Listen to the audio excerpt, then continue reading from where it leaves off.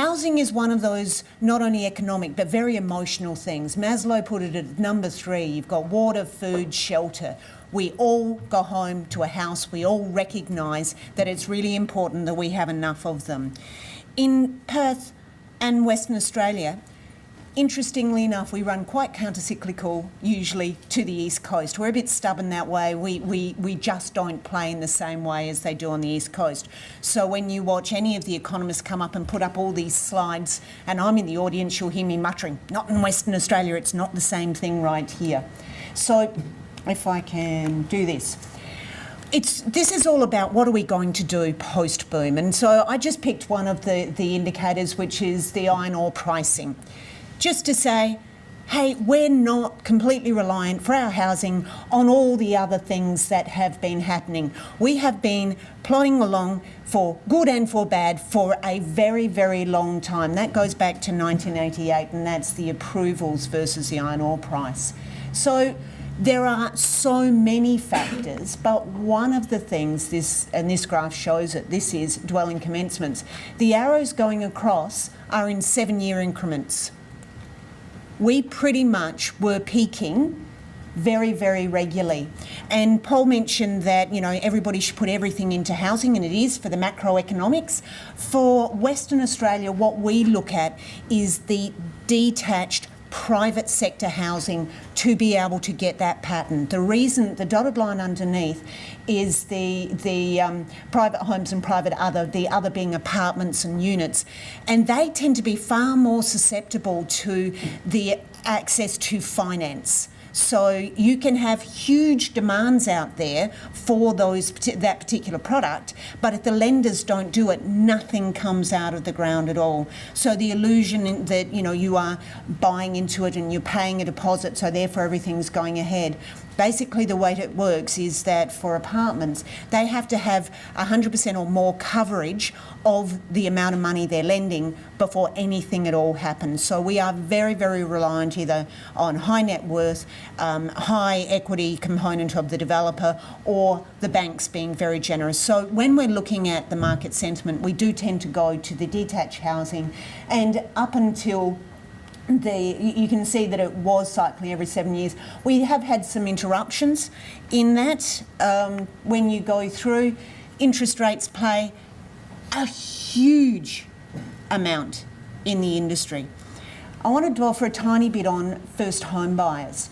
First home buyers play an enormous role in the industry, and in Western Australia you'd have heard the great debate, if you listen to the radio, they like to sensationalise it, the swap over in the first homeowner grant boost from the $3,000 going on to new dwellings to make it a $10,000 boost and withdrawing some from the existing dwellings.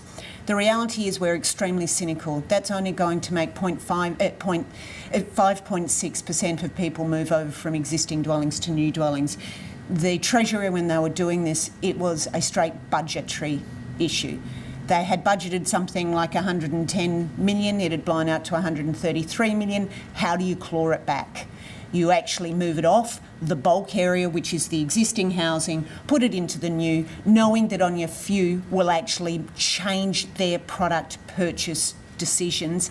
And if you look in the budget, they've scaled it right back again in the budget of what their expectation is for this year.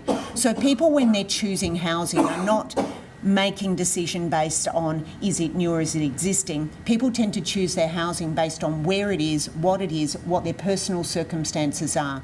Do they have young children? Are they a single person? What are their life expectations? Very, very importantly, the first home buyers buy the housing stock that frees the middle market who already own their home to purchase new. And it's one of those things that gets missed when people have these arguments about first home buyers. They're the laxative for a constipated market, to use some very basic terminology.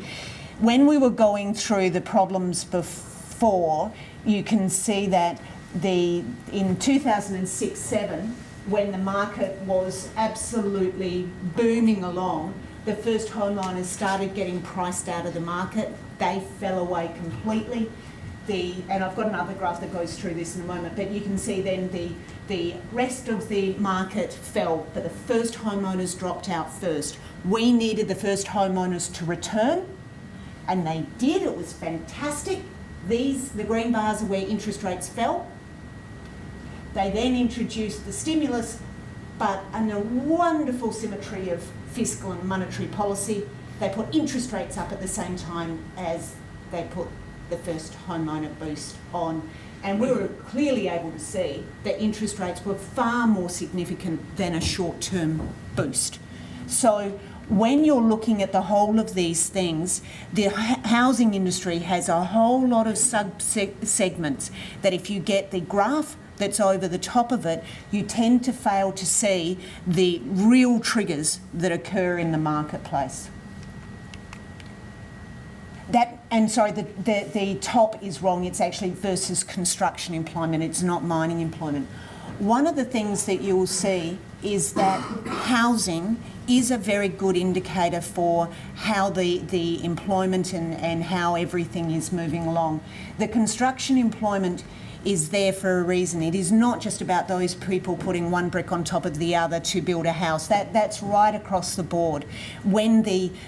And it's a symbiotic relationship. When the economy's going well, and Alan showed you the population growth, we are going to have more dwelling constructions. It's as obvious as you can possibly make it. In theory, we should be building enough houses, dwellings, apartments to house our population. The really, really big issue that we have had is we are radically underbuilding in Western Australia. In 2010, the National Housing Supply Council said we're about 38,000 dwellings short, and we've been falling behind at about 6,000 dwellings a year since then. We're going backwards, not forwards. And that's because we've been running our population growth so high. We have, for the first time, remembering we are in an era of an ageing population and more single person households, for the first time in the last census, the average number of people per household has gone up in Western Australia.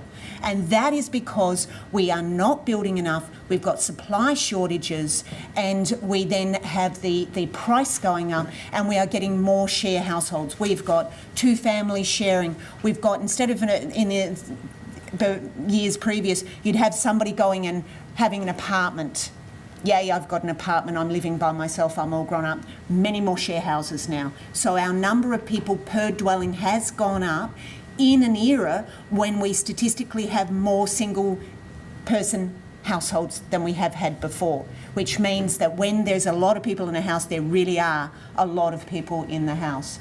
So dwelling construction in Western Australia is well behind. And unlike the housing bubbles in the US, you saw Paul's slide, where the new dwellings and buying things back and the overbuild.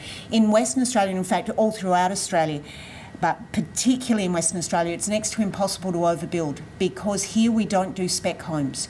Every single home that is built has somebody that is buying it, whether they be an investor or they're an individual. So when people talk about property bubbles, we are not overbuilding, we are underbuilding, and we actually have to find a way of playing catch up. And that is why the state government is continuously working with the industry to say, how can we make things happen faster? How can we put a lid on how much the housing is costing?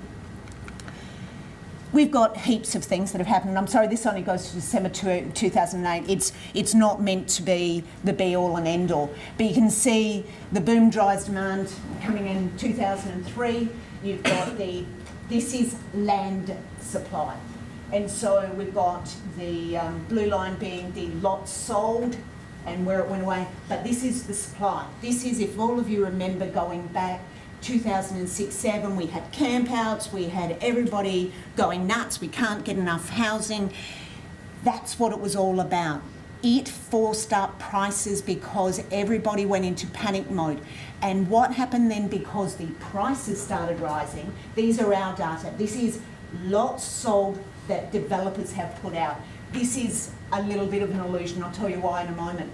But as soon as we got to the point where we reached our lowest stock levels, we found that we just didn't have the stock to sell and prices went up a lot. That's also a bit of an illusion, because if you remember the previous graph where I showed you about the first home buyers, they dropped out. So therefore the pricing of the lots being sold then was reflective of the middle market. And up here, that little spike there, because it's literally what's being sold, that was Port Coogee. They sold $23 million product in a weekend just before everything crashed. They're very, very lucky that they got that onto the market, and it's nearly time. So pre-boom, we were affordable. Post-boom, WA went into crisis. I'll say two more words. That's actually helped us enormously. We crashed before the GFC because of the housing affordability. We have now come back into a market that's radically different. We now have small lot product. We can get a house and land, 2-bedroom house and land package on the ground for well under $300,000. That was unheard of before GFC because the market didn't want it. They wanted the bigger homes. I'll leave it on that. Haven't got any more time. Thank you very much.